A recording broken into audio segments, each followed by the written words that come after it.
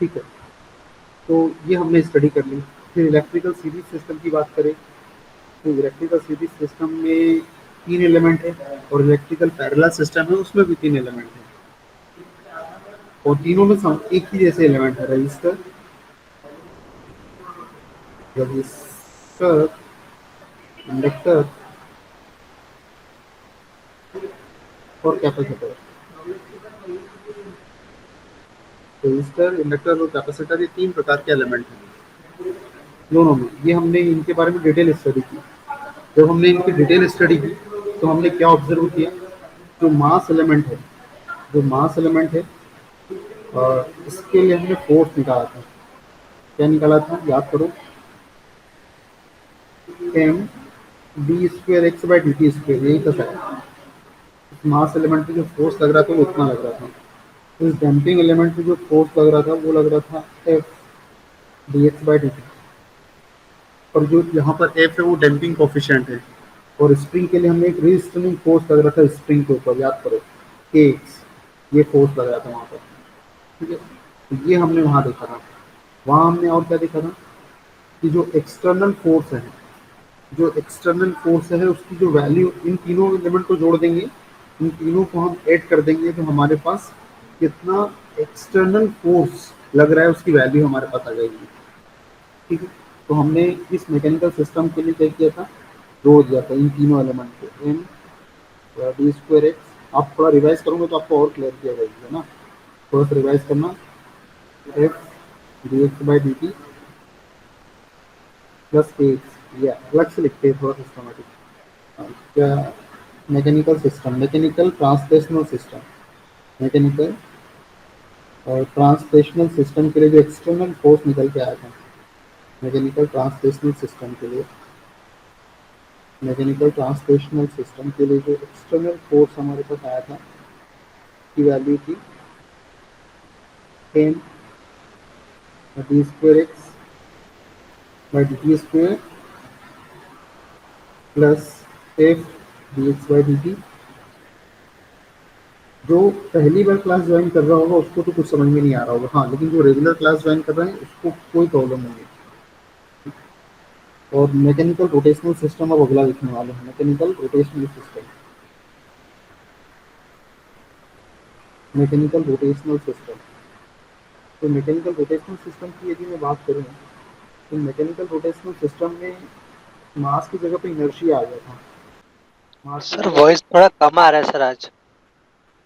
अब तो नहीं आ रहा होगा, बाकी यस बच्चों अब सर। भी कम आ रहा है। Yes sir. यस सर, बाकी दिनों की तुलना में सर कम वॉइस आ रहा है। कम वॉइस आ रहा है। क्या किया जाए, रुको मैं देखता हूँ जरा क्या इशू है। अब कैसा है आवाज, सर ठीक है, अब ठीक है सर। अब ठीक है ना। हाँ, अब बताना मुझे, है ना। अब कोई दिक्कत आएगी तो बताना। ठीक है, तो अभी तक जो मैंने समझाया समझ में आया। Yes sir. अब देखो, अब यस सर। मैंने आपको बताया था मैकेनिकल रोटेशनल सिस्टम। तो मैकेनिकल रोटेशनल सिस्टम में जैसा मास है, मास के प्लेस में इनर्शिया आ जाएगा, डैम्पिंग एक जैसी रहेगी, और स्प्रिंग एक जैसी रहेगी, बस स्प्रिंग का नेचर चेंज हो जाएगा। तो इनर्शिया के ऊपर जो फोर्स लग रहा था वो कितना लग रहा था, ये लग रहा था J d square theta by d t square, d square theta by d t square. आवाज तो सही ठीक आ रही बच्चों। और जो डैम्पिंग है, आ रही है। ठीक है, और जो डैम्पिंग है, डैम्पिंग पे जो फोर्स लगेगा वो कितना है, F d theta by d t. और स्प्रिंग के ऊपर जो रिस्ट्रेनिंग फोर्स लगेगा वो लगेगा के इंटू थीटा। ठीक है, और जब तीनों को हम जोड़ देंगे तो इनर्शिया पर टोटल कितना एक्सटर्नल फोर्स लग रहा है ये पता करना है, तो तीनों को जोड़ दो आप। तो हम इधर लिखेंगे तीनों को जोड़ के, इस पे जो फोर्स लगेगा वो लगेगा J d square theta by d t. एक के नीचे एक लिखते हैं,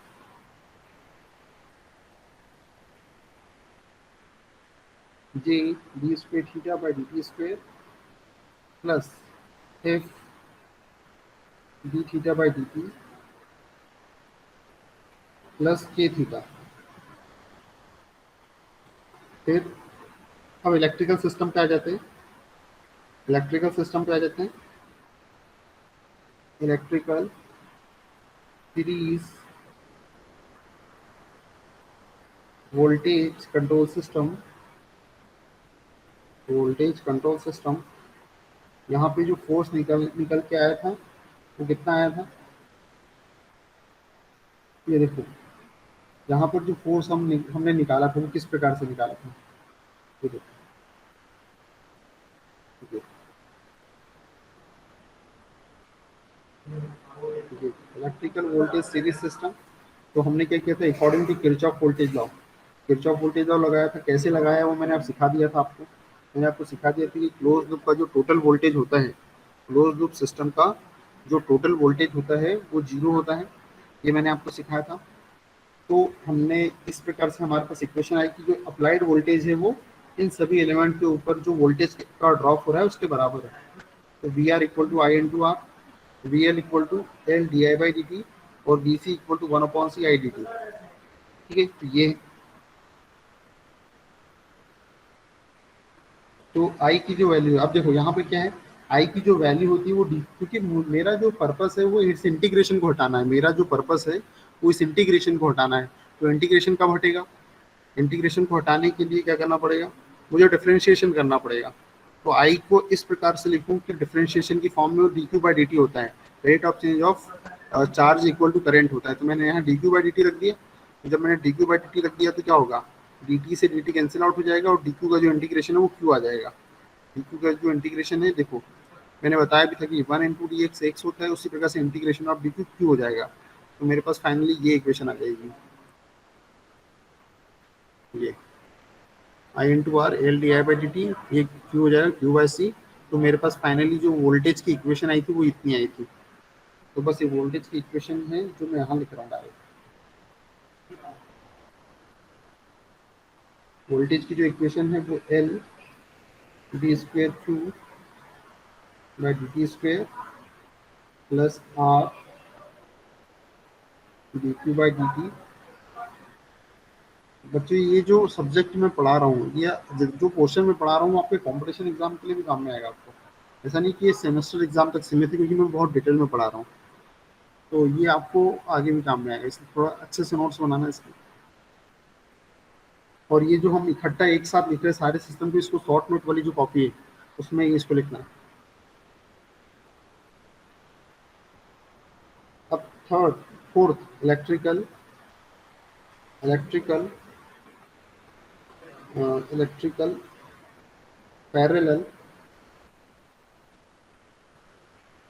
current control system, current control system. तो यहाँ पर आई की वैल्यू निकाली थी हमने, कैसे निकाली थी वो देखो। तो देखो पैरेलल सिस्टम है, आई की वैल्यू निकालने के लिए हमने किरचॉफ का वोल्टेज लॉ का यूज किया था, किरचॉफ के वोल्टेज के लॉ का यूज किया था कि इनकमिंग करंट, ये सर्किट को हम ऐसे भी लिख सकते हैं, तो I equal to I R plus I L plus I सी।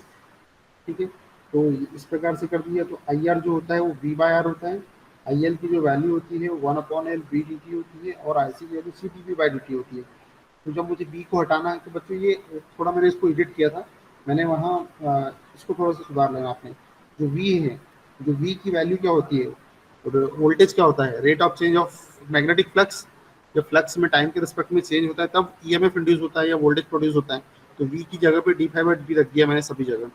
ये थोड़ा सा आपके डेरिवेशन में भी सुधार लेना, मैंने वहाँ पे और कुछ लिखा दिया था, और फिर बाद में इसको मैंने जब रिकॉर्डिंग की थी तो मैंने इसको अलग से इसको सुधार के लिखा था, इसको थोड़ा सा वहाँ पे सुधार लेना। ठीक है, वीडियो का यूज़ कर लेना, अभी रहने दो, वीडियो का यूज़ कर लेना। वीडियो में मैंने ये सब रिकॉर्डिंग है, तो उसमें से ये वीडियो देख के ये थोड़ी सी स्टेप यहाँ से सुधार लेना। इसके बाद से मैंने फेराडे का लॉ, वहाँ मैंने दूसरा लॉ लगा दिया था। ठीक है, तो ये यहाँ पे v जो है D five by d t होती है, तो v की प्लेस पे D five by d T put करूँगा, तो वन अपॉन और D five by d T, one upon L, v की जगह फिर D five by d T. तो ये डी टी से डी टी कैंसिल हो गया, जब डी फाइव का इंटीग्रेशन हुआ तो फाइव आ जाएगा, डी फाइव का इंटीग्रेशन ये फाइव आ गया, तो फाइव अपॉन एल, ये इधर पीछे लिख दिया मैंने। ये डी बाई डी टी, तो ये D square five by d t square है जो आगे लिख दिया मैंने। ठीक है, और ये क्या हो जाएगा टर्म, ये वाली जो टर्म ये होगी, और ये one upon R D five by d T यहाँ रख दिया। ठीक है, तो ये वाली जो टर्म है फिर यहाँ पे लिख दो, यहाँ पर आई की value T D square five T D square five by d t square plus 1/r और D five by d t plus 1/l into five. ठीक है, या 5/l एक ही बात है। ठीक है, तो ये हमने चारों सिस्टम को एक साथ लिख दिया, चारों सिस्टम को हमने एक साथ लिख दिया। तो आप भी एक काम करो, देखो बाकी थोड़ा सा रिवाइज कर लेना तो क्लियर हो जाएगा। जो वीडियो है उनको देखो, तो रिवाइज करो तो वो क्लियर हो जाएगा। और हेडिंग डाल लो यहाँ पर, सबसे ये अभी मत लिखो, सबसे ऊपर हेडिंग डालो एनालॉगस सिस्टम। सबसे ऊपर हेडिंग डालना यहाँ पे एनालॉगस सिस्टम, सर एनालॉगस इसका सिस्टम। वीडियो डाल दीजिएगा। हाँ वीडियो तो डालेंगे, तो अगर रिकॉर्डिंग हो रही है तो फिर तो वीडियो डालेंगे। एनालॉगस सिस्टम, लेकिन लाइव क्लास की एक अलग ही बात है। वीडियो तो ठीक है, पर लाइव क्लास का एक अलग है। ये एनालॉगस सिस्टम है। एनालॉगस सिस्टम क्या होता है बच्चों? मतलब कहने का मतलब ये है कि ऐसे सिस्टम जिनकी डिफरेंशियल इक्वेशन एक जैसी होती है, ऐसी ऐसा सिस्टम जिनकी डिफरेंशियल इक्वेशन एक जैसी होती है वो एनालॉगस सिस्टम कहलाते हैं। तो बच्चों मुझे बताओ, ये चारों डिफरेंशियल इक्वेशन एक जैसी दिख रही है ना? तभी में यहाँ सेकेंड ऑर्डर टर्म है, यहाँ पे उसका कोफिशिएंट है, यहाँ पे फर्स्ट ऑर्डर टर्म है उसके कोफिशिएंट है, यहाँ पे भी, यहाँ पे कोई भी ऑर्डर की टर्म नहीं है, तो सभी में कोई भी ऑर्डर की टर्म नहीं है। तो एनालॉगस सिस्टम क्या होता है? ऐसा सिस्टम जिसकी डिफरेंशियल इक्वेशन एक जैसी होती है वो सिस्टम एनालॉगस सिस्टम कहलाते हैं। तो ये जो मैं लिख रहा हूँ वो साथ साथ लिखते जाओ, इंग्लिश मीडियम वाले भी और हिंदी मीडियम वाले भी। The system are said to be the system are said to be analogous system, analogous system. The system is said to be analogous system if if their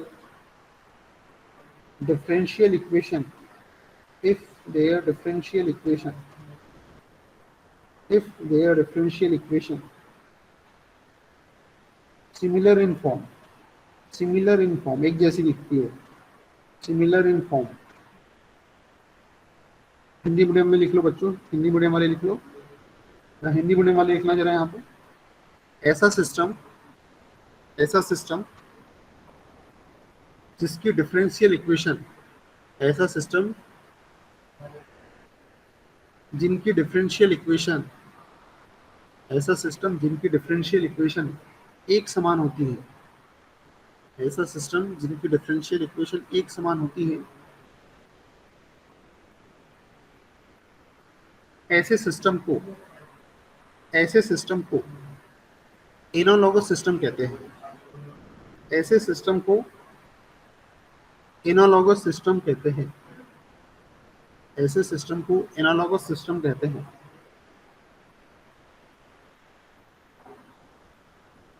here all four are analogous system.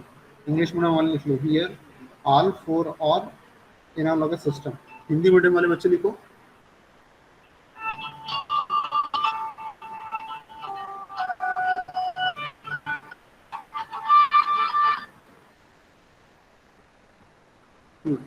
Hindi medium वाले बच्चे लिखो। Network है ना? है तो नहीं? Call आ गया था क्योंकि बच्चों आवाज आ रही है प्रॉपर? यस सर, आ रही है। ठीक है बच्चे, ठीक है। तो यहाँ हिंदी मीडियम वाले बच्चे लिख लो कि यहाँ पर चारों सिस्टम एनालॉगस सिस्टम है क्योंकि सभी की डिफरेंशियल इक्वेशन एक समान है। यहाँ चारों सिस्टम एनालॉगस सिस्टम है, यहाँ चारों सिस्टम एनालॉगस सिस्टम है क्योंकि सभी की डिफरेंशियल इक्वेशन एक समान है। आपको सिलेबस में है एक टॉपिक की मैकेनिकल, इलेक्ट्रिकल और थर्मल सिस्टम में एनालॉजी। तो यहाँ पर हमने मैकेनिकल और इलेक्ट्रिकल सिस्टम में क्या एनालॉजी है, क्या समानता है, वो उस टॉपिक तक पहुँच गए हम।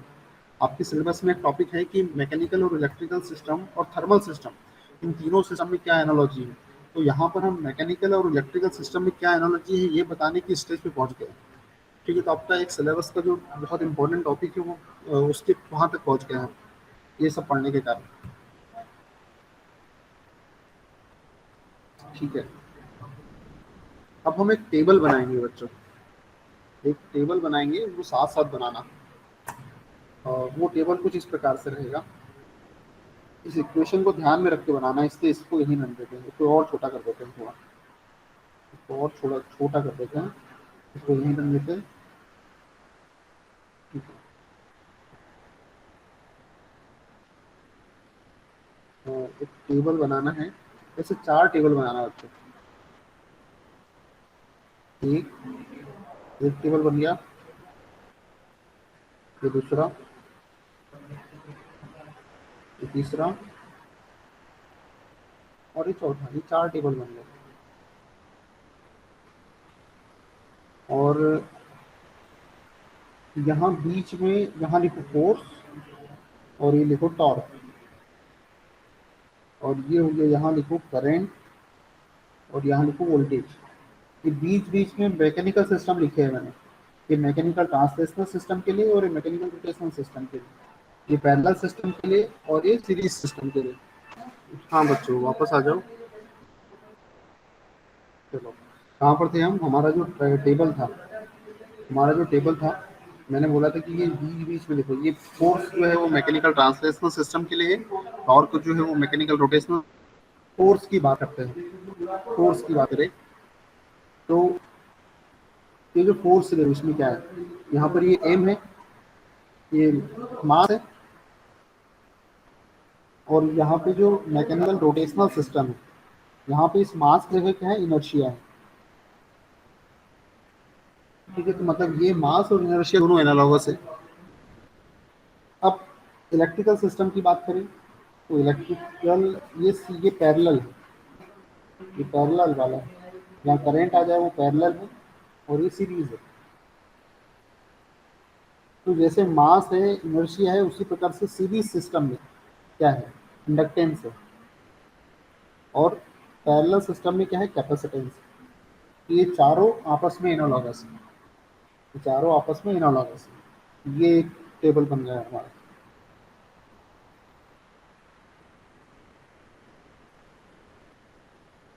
अब दूसरे वाले टर्म पे जाते हैं, अब दूसरे वाले टर्म पे जाते हैं, ये D x by d T, D theta by d T, D q by d T, D five by d t.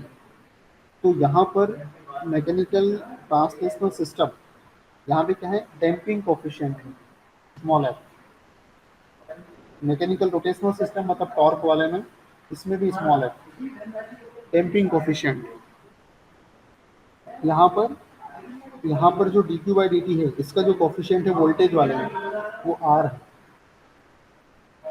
और जो करेंट है, करेंट में D five by d T का जो कोफिशिएंट है ये 1/r है।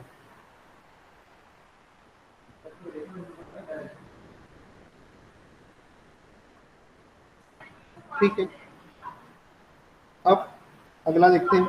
अब यहाँ देखते हैं, ये x का जो कोफिशिएंट है वो क्या है, यहाँ पर k है, x का जो कोफिशिएंट है वो k है। तो यहाँ पर चलते हैं मैकेनिकल ट्रांसलेशनल सिस्टम में, तो x का कोफिशिएंट k है। यहाँ पे जो थीटा का जो कोफिशिएंट है ट्रांसलेशन रोटेशनल सिस्टम में वो k है। यहाँ पे जैसे यहाँ x है, यहाँ थीटा है, उसी प्रकार से यहाँ पे जो q का जो कोफिशिएंट है, यहाँ जो q का कोफिशिएंट है वो क्या है, 1/n। ये वोल्टेज वाले में, तो ये वोल्टेज वाले में यहाँ 1/n। और यहाँ पर देखो, यहाँ पर जो फाई का कोफिशिएंट है वो क्या है, 1/n। कुछ गलत कर लिया क्या सब?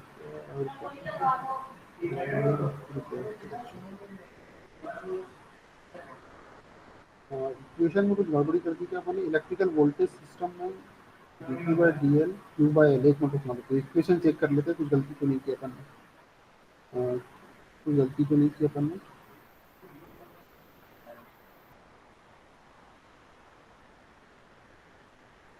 वोल्टेज वाली इक्वेशन चेक करते हैं, ये करंट वाली इक्वेशन में तो यहाँ 1/n है, ये तो ठीक है। अब वोल्टेज वाली इक्वेशन चेक करते हैं, कुछ गलत लिखी है क्या अपन ने। हाँ, यहाँ सी है बच्चों, 1/c, हाँ वही गलती की थी अपन ने, वहाँ क्यू बाई एल लिख लिया जबकि वहाँ क्यू बाई सी है। ठीक है, यही गलती हुई अपने यहाँ, ये क्यू बाई सी है यहाँ पे। QSC है यहाँ पे, QSC है। तो यहाँ पे जो कोफिशिएंट आएगा वोल्टेज के लिए आएगा 1/C आएगा, और ये यहाँ पर आ जाएगा 1/L।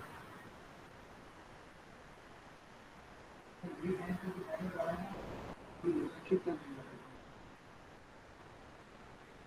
अब देखो बच्चों,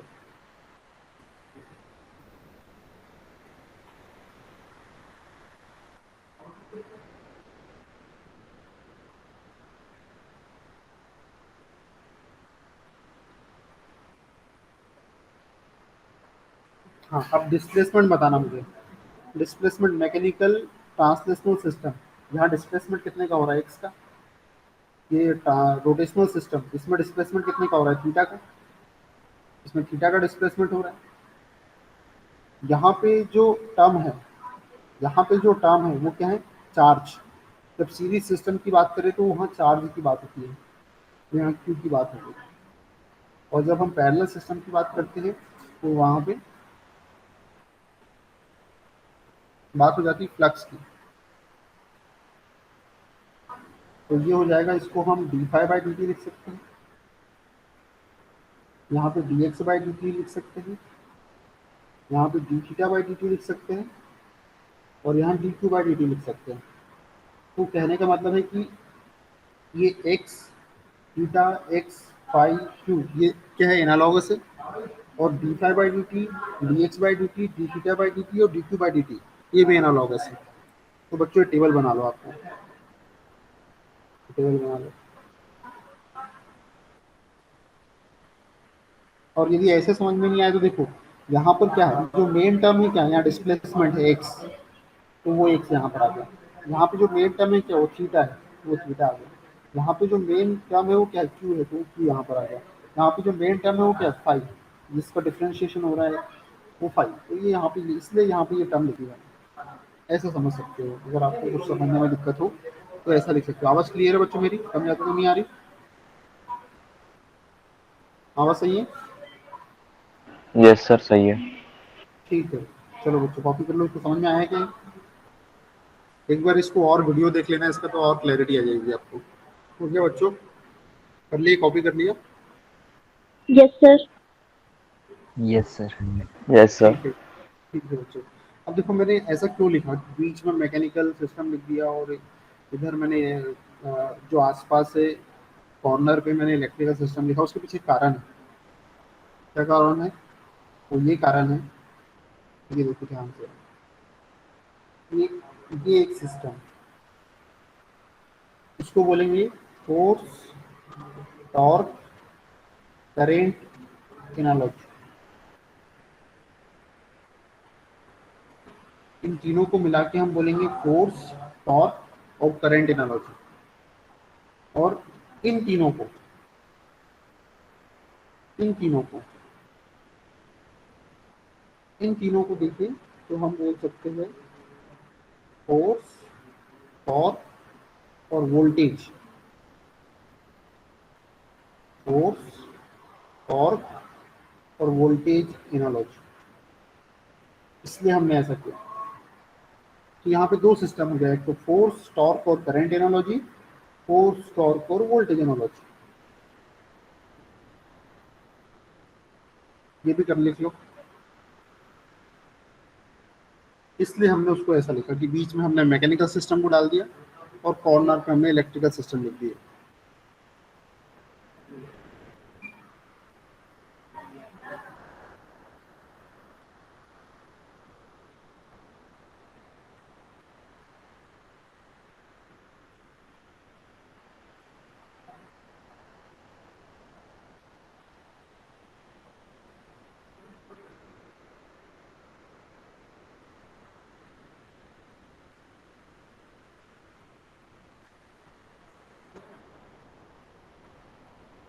चलो लिख लिया बच्चों?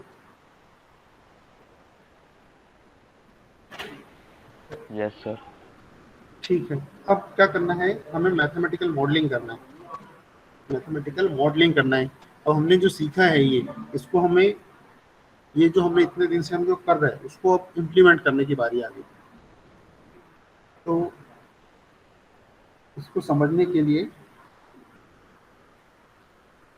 कुछ पॉइंट है जो आपको लिखना है, कुछ पॉइंट है जो आपको लिखना है, और वो पॉइंट क्यों चाहिए हमें, वो पॉइंट क्यों चाहिए, कुछ पॉइंट है मैं जो लिख रहा हूँ वो ये आपको साथ साथ लिखना है मेरे, ठीक है। हेडिंग डालिए सभी, मैथमेटिकल मॉडलिंग, हेडिंग डालिए सभी, मैथमेटिकल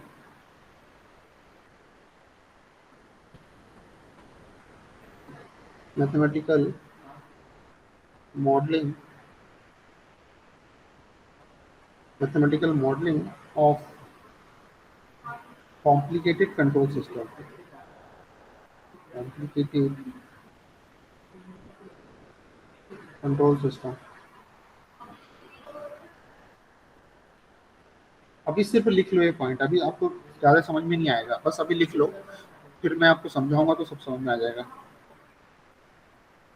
अभी सिर्फ ये पॉइंट लिख लो, take number of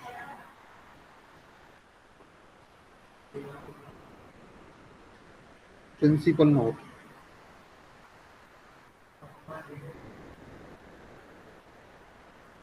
equal to number of displacement.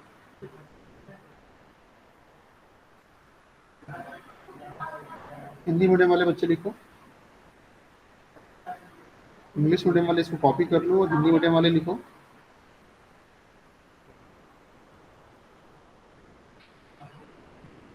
Control system में जितने डिस्प्लेसमेंट हो, कंट्रोल सिस्टम में जितने डिस्प्लेसमेंट हो, कंट्रोल सिस्टम में जितने डिस्प्लेसमेंट हो उतने प्रिंसिपल नोड लेते हैं। कंट्रोल सिस्टम में जितने डिस्प्लेसमेंट हो उतने प्रिंसिपल नोड लेते हैं। कंट्रोल सिस्टम में जितने डिस्प्लेसमेंट होते हैं उतने नंबर ऑफ प्रिंसिपल नोड लेते हैं।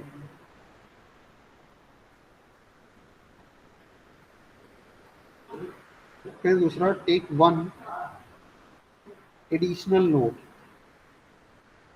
Take one additional node which will be reference node, which will be reference node। Hindi medium वाले लिखो, एक एक्स्ट्रा एडिशनल नोड लेते हैं, एक एक्स्ट्रा एडिशनल, एडिशनल मतलब अतिरिक्त, एक एक्स्ट्रा एडिशनल नोड लेते हैं जो रेफरेंस नोड कहलाता है, जो रेफरेंस नोड, जो रेफरेंस नोड है, जो रेफरेंस नोड कहलाता है,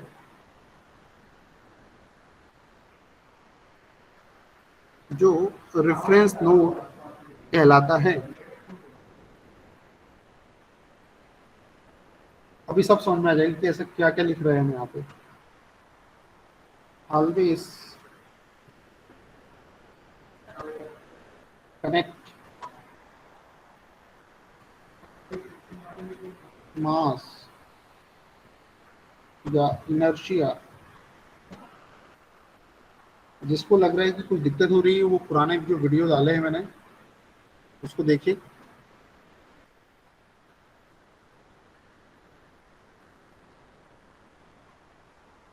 ऑलवेज कनेक्ट मास या inertia element between principal node, between principal node and reference node, between principal node and reference node। Hindi बोलने वाले बच्चे लिखो, मास और इनर्शिया एलिमेंट के लिए, मास और इनर्शिया एलिमेंट को कर लो, मास और इनर्शिया एलिमेंट को हमेशा मास अथवा इनर्शिया एलिमेंट को हमेशा मास अथवा इनर्शिया एलिमेंट को हमेशा मास अथवा इनर्शिया एलिमेंट को हमेशा प्रिंसिपल नोड और रेफरेंस नोड के मध्य प्रिंसिपल नोड और रेफरेंस नोड के मध्य प्रिंसिपल नोड और रेफरेंस नोड के मध्य जोड़ देते हैं। प्रिंसिपल नोड और रेफरेंस नोड के मध्य जोड़ देते हैं को हमेशा प्रिंसिपल नोड और रेफरेंस नोड के मध्य जोड़ देते हैं।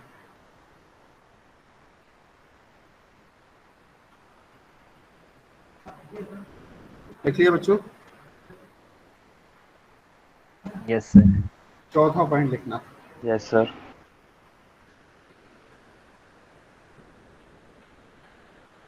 फोर्स और टॉर्क के लिए भी सेम यही रूल।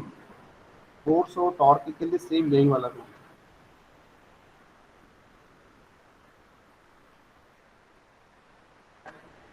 फोर्स और टॉर्क के लिए यही वाला रूल। यदि फोर्स और टॉर्क हो तो उनको भी हमेशा प्रिंसिपल और रेफरेंस नोड के बीच में जोड़ते हैं। यदि फोर्स और टॉर्क हुआ, फोर्स और टॉर्क लग रहा है हमारे सिस्टम पे, तो वो भी हमेशा प्रिंसिपल नोड और रेफरेंस नोड के बीच में ही जाएगा। ठीक है, हाँ लिखो बच्चों ये अगला पॉइंट। फोर्स अथवा टॉर्क एलिमेंट को फोर्स अथवा टॉर्क, हालांकि ये फोर्स और टॉर्क कोई एलिमेंट नहीं होते, इसमें एलिमेंट मत लिखो। फोर्स और टॉर्क को हमेशा प्रिंसिपल नोड और रेफरेंस नोड के मध्य जोड़ते हैं। फोर्स अथवा टॉर्क को हमेशा प्रिंसिपल नोड और रेफरेंस नोड के मध्य जोड़ते हैं। लिख लिया बच्चों? Yes sir. Yes sir. ठीक है, Yes, sir. हाँ बोलो बच्चे। अच्छा यस सर बोला क्या तुमने? चलो आगे बढ़ते। Connect damping and spring element. Connect damping and spring element. अब देखो ये जो डैम्पिंग और स्प्रिंग एलिमेंट, ये कहानी है कि इनको हम दो प्रिंसिपल नोड के बीच में भी जोड़ सकते हैं और प्रिंसिपल नोड और रेफरेंस नोड के बीच में भी जोड़ सकते हैं, पर हमें डायग्राम में देखना पड़ेगा कि वो कहाँ जोड़े हैं, उसके हिसाब से जोड़ना है। मतलब ये दोनों के बीच में हो सकता है, दो प्रिंसिपल नोड के बीच में भी जोड़ा जा सकता है इन्हें, और प्रिंसिपल नोड और रेफरेंस नोड के बीच में भी जोड़ा सकता है। वो डायग्राम को देख के पता चलेगा कि एक्चुअल में कहाँ जोड़ना है। Connect damping and spring element. अभी सब क्लियर हो जाएगा जैसे ही मैं एक मॉडल बनाऊंगा, ये सारे पॉइंट वहाँ स्टेप बाय स्टेप यूज होंगे, तो सारे पॉइंट क्लियर हो जाएंगे। अभी सिर्फ लिख लो, अभी ज़्यादा दिमाग लगाना ही मत, दिमाग से सोचना ही मत, बस अभी लिख लो। Connect damping and spring element either between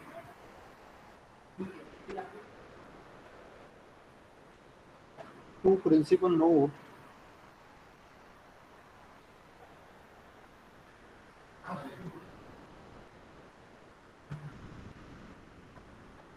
or between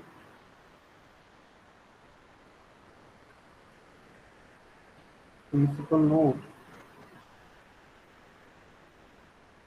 and reference node।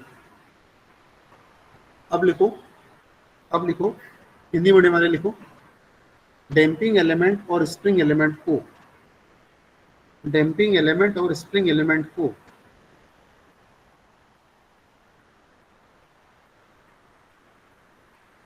दो प्रिंसिपल नोड के मध्य,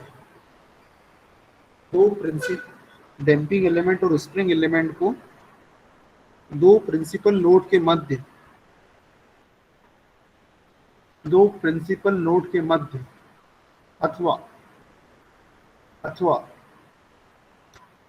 प्रिंसिपल नोड और रेफरेंस नोड के मध्य अथवा प्रिंसिपल नोड और रेफरेंस नोड के मध्य भी जोड़ा जा सकता है, भी जोड़ा जा सकता है, भी जोड़ा जा सकता है।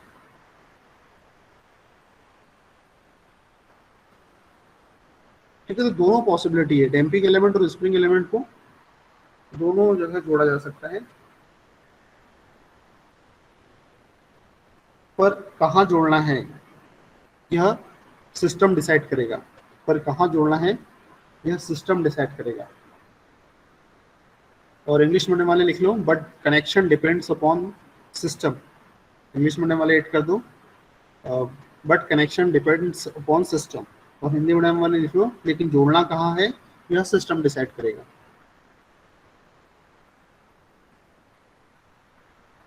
लिख लिया बच्चों? बड़े आगे 6 पॉइंट पे जाए। Yes, sir. Yes, sir. ठीक है बच्चों, ठीक है, देखो छठवां पॉइंट, छठवां point, write down differential equation. छठवां पॉइंट है write down differential equation, write down differential equation, write down differential equation for each node, for each node by using general equation, by using general equation, by using general equation। लिखो बच्चों, प्रत्येक node पर, Hindi medium में लिखो, प्रत्येक node पर, प्रत्येक node पर, प्रत्येक नोड पर जनरल इक्वेशन की हेल्प से, प्रत्येक नोड पर जनरल इक्वेशन की हेल्प से, प्रत्येक नोड पर जनरल इक्वेशन की हेल्प से डिफरेंशियल इक्वेशन लिखना है, लिखना है, लिखना है।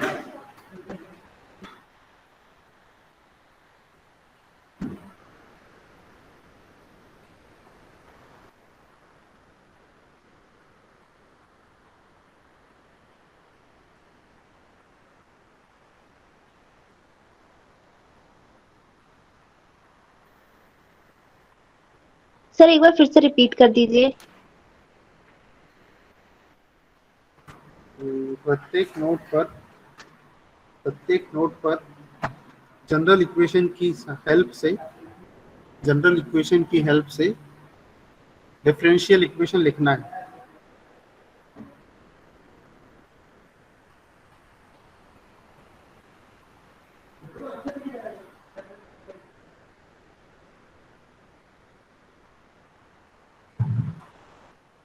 सातवां पॉइंट, सातवां पॉइंट लिखो, now replace, now replace each element, now replace each element by its, by its analogous element, analogous element।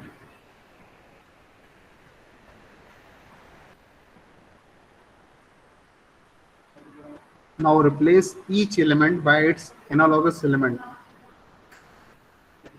It will be, it will be equivalent, equivalent electrical network। It will be equivalent electrical network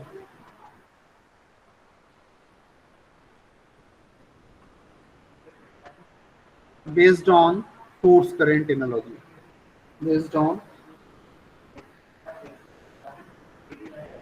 force current analogy।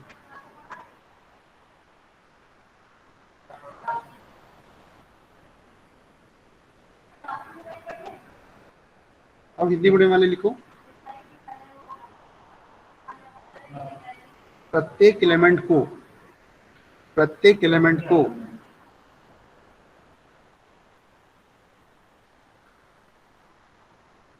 इसके analogous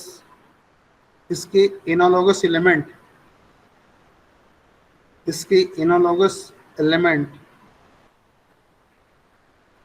से replace कर देते हैं। प्रत्येक element को इसके analogous element से replace कर देते हैं, जिससे कि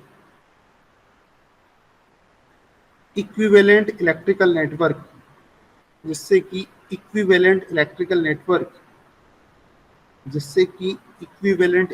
नेटवर्क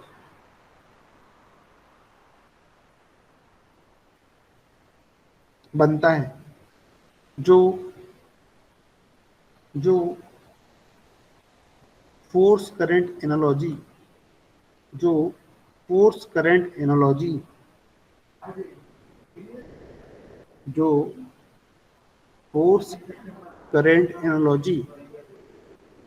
पर आधारित हो।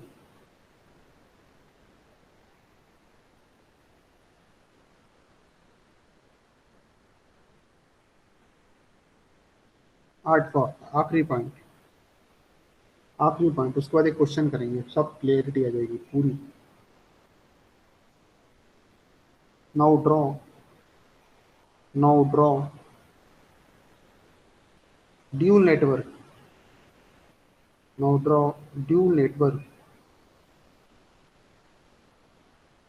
of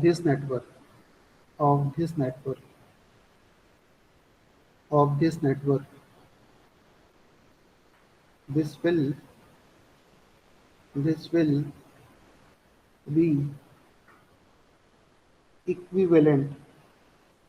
will be equivalent electrical network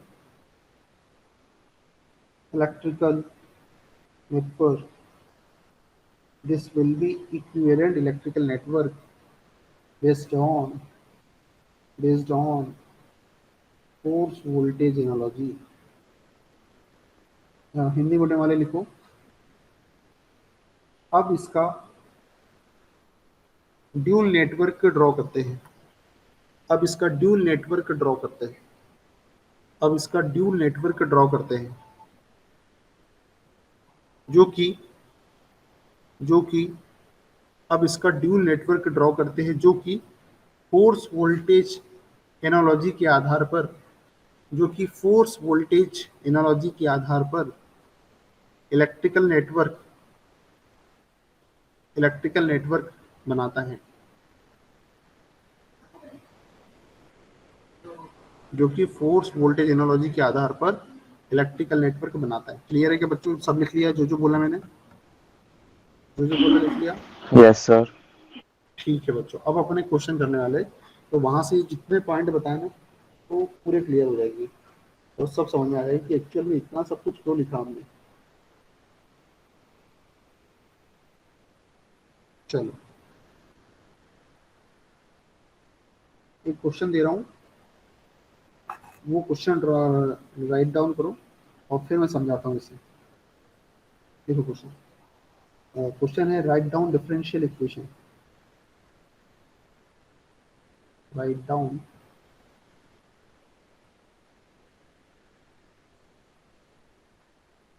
differential equation. Write down differential equation of this mechanical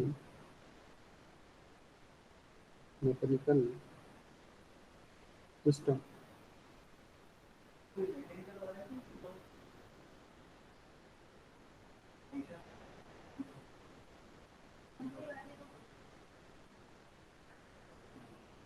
कितनी इलेक्ट्रिकल वालों को हुल तो दिलाओ यार सर, भाई है, देख लो अगर हो सकता है।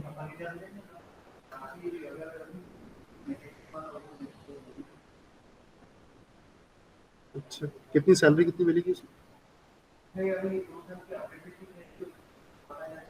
अच्छा अच्छा, ठीक है सर, मिलेगा तो बताएंगे आप। चलो आओ बच्चों, write down differential equation of this mechanical system and also find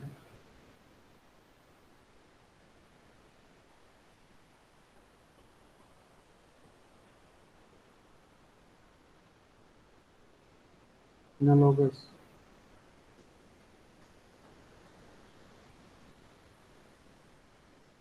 electrical network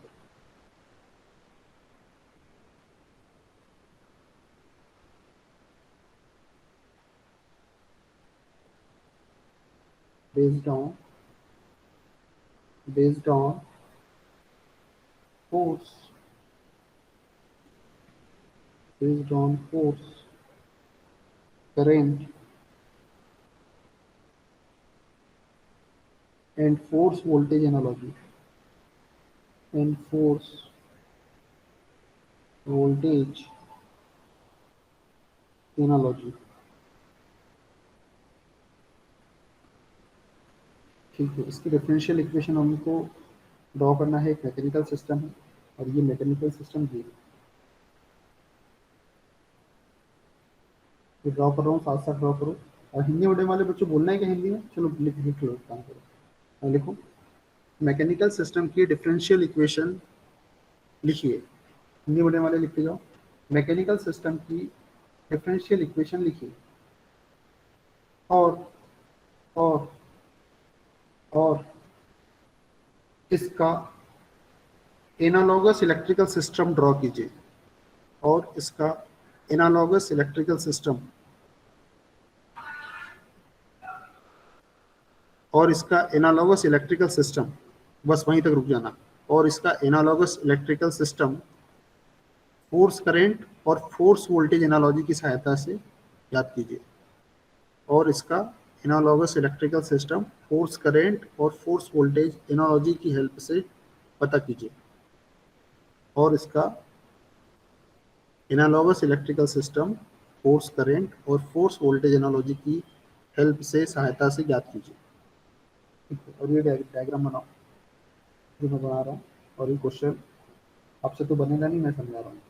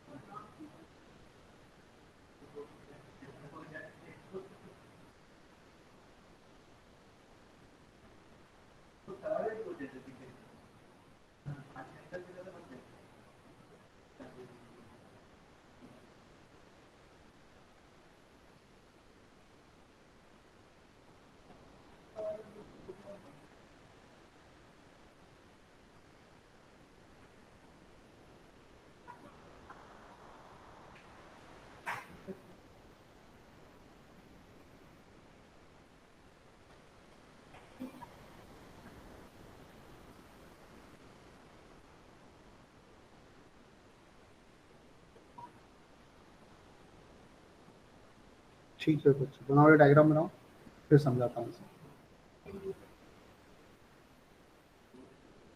थोड़ा रुक जाना है, इसको साथ में चल लेंगे तब फिर।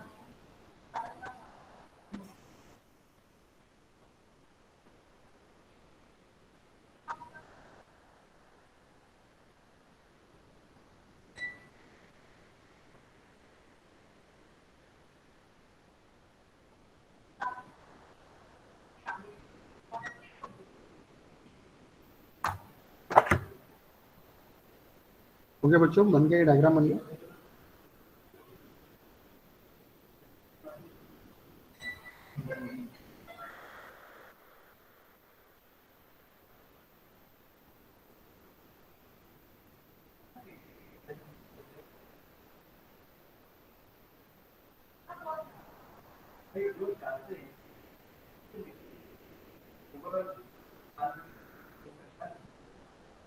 Yes sir.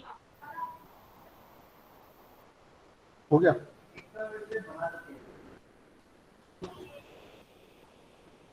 चलो बच्चों करें।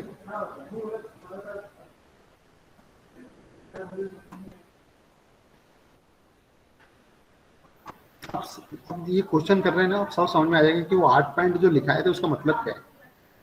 ठीक है बच्चों, अब देखो जरा क्या मतलब है उसका। अब देखो जैसे मैं फोर्स लगाऊंगा, जैसे ही मैं फोर्स लगा रहा हूँ तो फोर्स लगा रहा हूँ तो दो जगह डिस्प्लेसमेंट हो रहा है। एक तो ये मेरा मास 1, ये मेरा मास में डिस्प्लेसमेंट होगा वो थोड़ा उसकी जगह चेंज होगी। तो जो दूसरा मास है इसमें भी डिस्प्लेसमेंट होगा, दो जगह डिस्प्लेसमेंट हो रहा है। तो अब ये पहला पॉइंट पढ़ो जरा क्या है इस रूल का पहला point.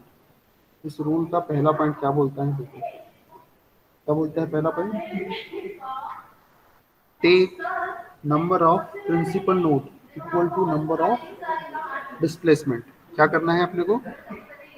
Take number of principal node, तो प्रिंसिपल नोड लेना है equal to number of displacement, मतलब जितने डिस्प्लेसमेंट होंगे, जितने डिस्प्लेसमेंट होंगे उतने प्रिंसिपल नोड लेना है। प्रिंसिपल नोड कितने लेना है? जितने डिस्प्लेसमेंट हो रहा है। तो मुझे ये डायग्राम को देख के बताओ कि इसमें कितना डिस्प्लेसमेंट हो रहा है बच्चों, बोलो कितना डिस्प्लेसमेंट हो रहा है? बोलो बच्चों बोलो, ओम कितना डिस्प्लेसमेंट हो रहा है तुम्हारे मोबाइल की बड़ी समस्या है यार, तुम्हारा मोबाइल जब भी चालू होता है तो अक्सर ऐसे ही करता है। चलो ऋषिराज तुम बताओ। सर 2। 2 नोड साफ साफ दिख रहा है यहाँ पे, है ना? दृष्टि, सृष्टि कितने यस डिस्प्लेसमेंट है सर। यहाँ पे? 2 डिस्प्लेसमेंट है ना। सर 2 एक तो है। यहाँ पे, हाँ 2 पे 2 है। M1 ये M2। देखो, हाँ M1 M2 दो जगह डिस्प्लेसमेंट हो रहा है, एक तो M1 पर और M2 पे। तो पहला पॉइंट क्या बोलता है? पहला पॉइंट ये बोलता है कि प्रिंसिपल नोड उतने लो जितने डिस्प्लेसमेंट है। जितने डिस्प्लेसमेंट हो रहा है, जितने बार डिस्प्लेसमेंट हो रहा है उतना उतने नंबर ऑफ प्रिंसिपल नोड ले लो। ठीक है भाई, 2 बार डिस्प्लेसमेंट हो रहा है, एक तो x1 यहाँ डिस्प्लेसमेंट हो रहा है, एक यहाँ डिस्प्लेसमेंट हो रहा है, तो 2 प्रिंसिपल नोड ले रहा हूँ मैं। ये लो, ले लिया। थोड़ा इस पे ज्यादा करते हैं। ये ये 2 प्रिंसिपल नोड ले लिए मैंने, एक x1 के कारण, क्योंकि जितने नंबर ऑफ डिस्प्लेसमेंट है उतने प्रिंसिपल नोड लेना है, तो 2 प्रिंसिपल नोड ले लिए मैंने। तो ये मेरा पहला पॉइंट है। अब दूसरा दूसरा पॉइंट पढ़ता हूँ, क्या बोलता है दूसरा? एक one additional node, take one additional node, एक एडिशनल नोड लो और उसको रेफरेंस नोड नाम दे देना, ऐसा बोल रहा है क्वेश्चन। ठीक है भाई, एक एडिशनल नोड यहाँ ले लिया, एक एडिशनल नोड यहाँ ले लिया, एक एडिशनल नोड यहाँ पर ले लिया, ये एडिशनल नोड है और इसी को रेफरेंस नोड भी मानना है मुझे। ठीक है, तो ये मेरा हो गया रेफरेंस नोड, ये मेरा रेफरेंस नोड हो गया। ठीक है, अब आगे तीसरा पॉइंट पढ़ते हैं। तीसरा पॉइंट क्या बोल रहा है? ऑलवेज कनेक्ट, हमेशा कनेक्ट करो मास या inertia element between principal node and reference node. यदि मास और इनर्शिया तुम्हारे सिस्टम के अंदर है तो उनको हमेशा प्रिंसिपल नोड और रेफरेंस नोड के बीच में जोड़ो। क्या बोल रहा है क्वेश्चन? यदि ऑलवेज कनेक्ट मास या inertia element between principal node and reference node, यदि सिस्टम के अंदर मास एलिमेंट हो या इनर्शिया एलिमेंट हो, उनको हमेशा कहाँ जोड़ो? प्रिंसिपल नोड और रेफरेंस नोड के बीच में जोड़ो। तो हमारे यहाँ पे मास एलिमेंट है, ये देखो मास एलिमेंट है, इनर्शिया तो है ही नहीं, तो ये मास एलिमेंट, दो मास एलिमेंट है, एक M1 मास है और एक M2 मास है। इन दोनों को हमेशा कैसे जोड़ना है? ये 2 मास एलिमेंट है, इनको हमेशा कैसे जोड़ना है? प्रिंसिपल नोड और रेफरेंस नोड के बीच में जोड़ना है। तो ये जो M1 है ये कौन से प्रिंसिपल नोड से कनेक्ट है? X1 से। ये मास M1, इस मास M1 को कैसे जोड़ने की बोल रहा है क्वेश्चन? प्रिंसिपल नोड और रेफरेंस नोड के बीच में। तो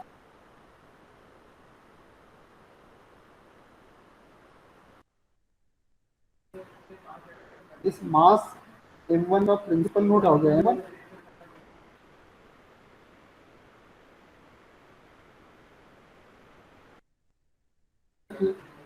ये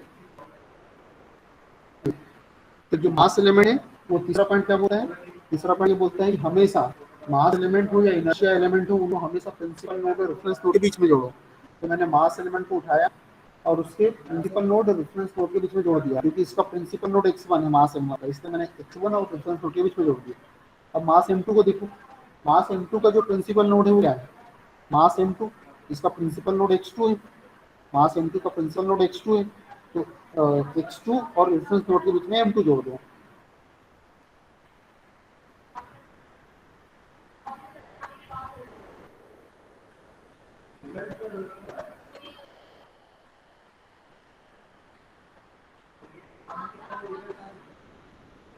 ठीक है बच्चों, ये समझ में, ये क्लियर हो गया दूसरा पॉइंट, तीसरा पॉइंट क्लियर हो गया। अब आगे देखते हैं।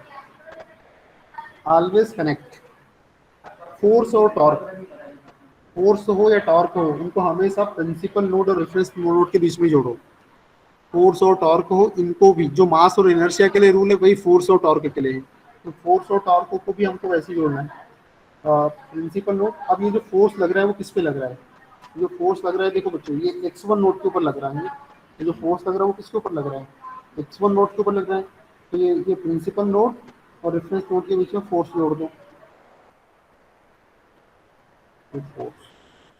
फोर्स को, ये प्रिंसिपल नोड, क्योंकि ये x1 पे लग रहा है इसलिए x1 प्रिंसिपल नोड और रेफरेंस, ये रेफरेंस एक ही पॉइंट, ये पॉइंट और ये पॉइंट एक ही,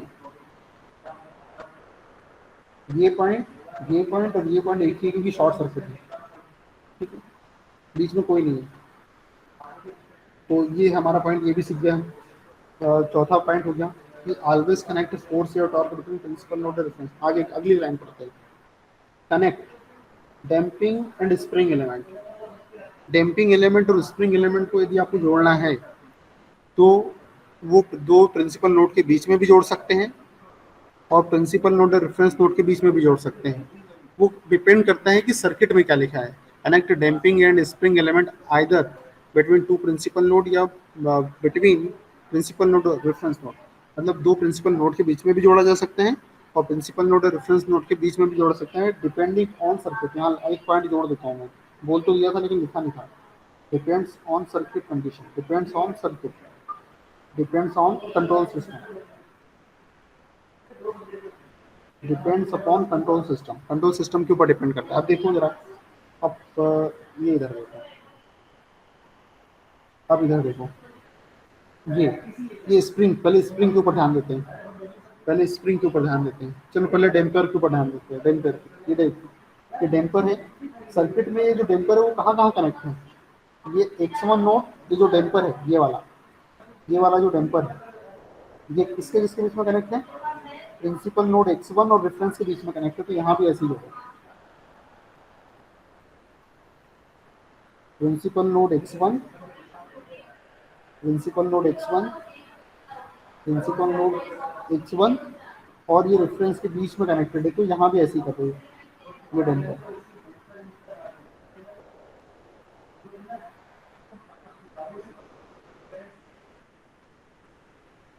ठीक है, तो एक ये भी हो गया, एक ये भी हो गया। अब स्प्रिंग, अब एक ही डैम्पर था उसका काम भी हो गया। अब स्प्रिंग के ऊपर आते हैं। स्प्रिंग देखो, ये जो K1 स्प्रिंग है, ये क्या है, ये x1 प्रिंसिपल नोड, ये पूरा x1, ये x1 प्रिंसिपल नोड और रेफरेंस के बीच में है, तो यहाँ भी ऐसे ही कर दो।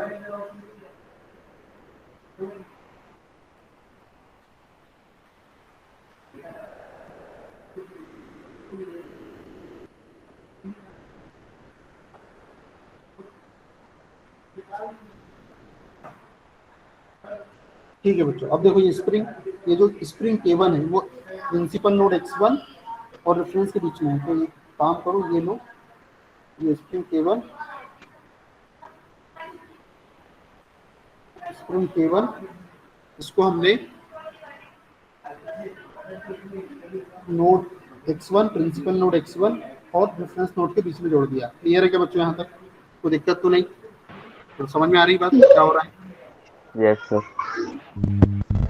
ठीक है, अगर किसी बच्चे को दिक्कत आ रही हो तो वीडियो देख लेना, और वीडियो के बाद भी समझ में नहीं आया तो फिर मैं समझा दूँ। ठीक है, चलो रिकॉर्डिंग हो रही है ना बच्चों, किस बात के लिए, सर वीडियो के लिए। अच्छा वीडियो के लिए, चलो ठीक है, वो तो मिल ही जाएगा। रिकॉर्डिंग चालू है ना अपनी, यस यस सर। सर चालू है। ठीक है। सर बहुत चलो हेल्प होती है सर वीडियो से। हाँ सही बात है। चलो अब एक्स2 अब एक स्प्रिंग तो हो गई, अब दूसरी स्प्रिंग देखते हैं। ये एक्स2 के बीच में कनेक्ट है, देखो ये जो स्प्रिंग K2 है वो एक x1 प्रिंसिपल नोड और इस x2 प्रिंसिपल नोड के बीच में कनेक्ट है, तो बीच में कनेक्ट कर देते हैं। ये उठाई मैंने स्प्रिंग K2 को, स्प्रिंग K2 को उठाई, ये स्प्रिंग K2 को उठाई और दोनों प्रिंसिपल नोड के बीच में कनेक्ट कर दी। तो ये दो स्प्रिंग हो गई। तो ये मेरा पूरा डायग्राम बन गया बच्चों, पूरा डायग्राम बन गया। इसको मैकेनिकल नोटल सॉरी मैकेनिकल, इसे मैकेनिकल नोडल डायग्राम कहते हैं। मैकेनिकल नोडल डायग्राम कहा जाता है इसे। तो लिखो बच्चों, इसको बना लो।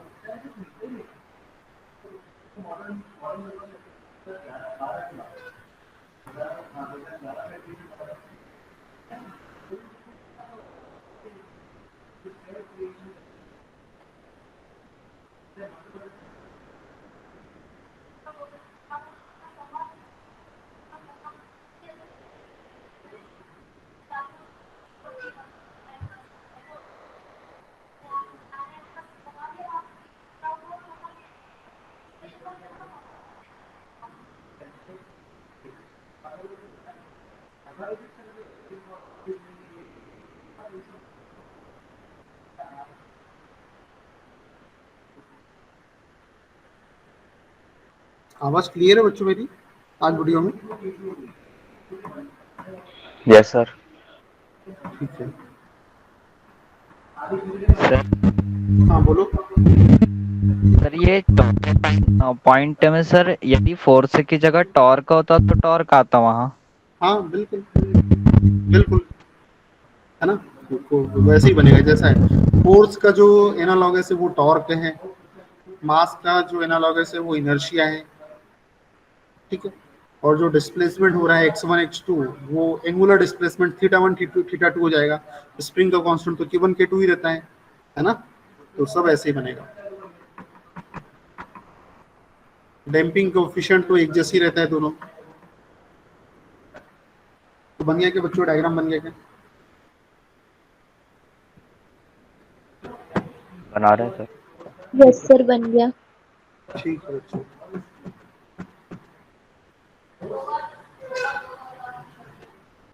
Sir happy engineers day. अच्छा अच्छा, थैंक यू आप सभी को भी हैप्पी इंजीनियर्स डे। चलो मतलब सृष्टि को याद था मतलब, सही है। बाकी बच्चों को याद था कि नहीं था कि आज इंजीनियर्स डे है? हाँ सर। यस सर यार। हाँ ठीक है बच्चों, आप सभी को आपके ब्राइट फ्यूचर के लिए शुभकामनाएं। अच्छे इंजीनियर सर बनो आप कौन सा लोग। दिवस है सर आज? अरे यार इंजीनियर्स डे है। यांत्रिकी दिवस। क्या बच्चे? सर उनने हिंदी में पूछा था इसलिए हिंदी में बोल दिया। ठीक है ना बच्चे, कोई बात। अभियांत्रिकी दिवस है ना, इसमें बच्चों याद रखने वाली क्या बात है कि मास हो या इनर्शिया हो वो हमेशा प्रिंसिपल नोड और रेफरेंस नोड के बीच में लगेगा। फोर्स हो या टॉर्क हो वो हमेशा प्रिंसिपल नोड और रेफरेंस नोड के बीच में लगेगा। तो एक सिंपल सा क्या रूल बन गया यहाँ पर, एक रूल, एक नोट पॉइंट क्या बन गया। अब इतना सारा रूल तो याद रखेंगे नहीं, तो सिंपल से याद रखो, फोर्स हो या टॉर्क हो या मास हो या इनर्शिया हो, मास हो या इनर्शिया हो, ये चारों की कंडीशन में इनको प्रिंसिपल नोड और रेफरेंस नोड के बीच में ही कनेक्ट करना है। प्रिंसिपल एंड रेफरेंस नोड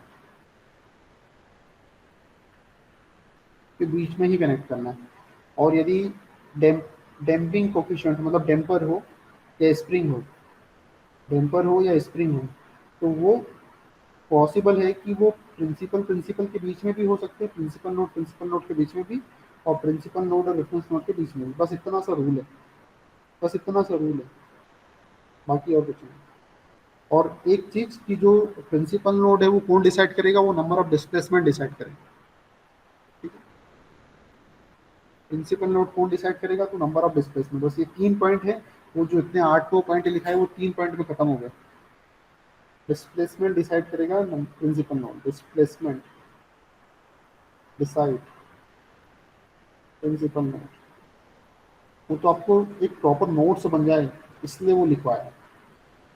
और अगर एमसीक्यू वाला क्वेश्चन आ रहा है तो फिर तो सिर्फ ये 3 पॉइंट, इतने में पूरा काम ही हो जाएगा।